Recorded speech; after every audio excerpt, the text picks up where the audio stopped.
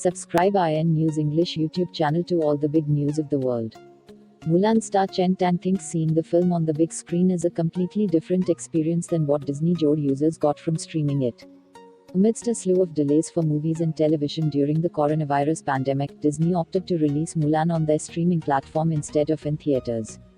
The move was controversial, and Mulan remains one of 2020 biggest films that was moved to streaming instead of some further off date on the release calendar. For his part, Tang starred as Yao in the live-action adaptation, alongside Yifei Lu as Mulan. The film was the latest in a long line of live-action adaptations of animated Disney classics. Those films proved to be very lucrative at the box office, and, in lieu of those profits, Disney opted to charge a premium for access to the movie on their streaming service. Users could pay $29.99 for early access to the film before it premiered on board on other services. The film also premiered in theaters in other regions to middling results. Mulan's release on streaming was controversial for a multitude of reasons, one of them being the sheer scale of the film. Disney traffics in blockbusters, and Mulan is no different.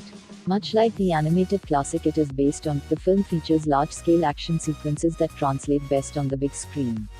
Watching the film at home is not optimal when taking this into consideration, and it could be one of the reasons for its lukewarm reception.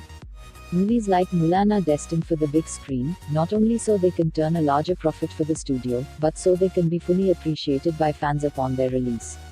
Mulan's release was at the center of several controversies, but what it meant for the future of moviegoing was at the forefront of the industry's mind when it was put on Disney Joe.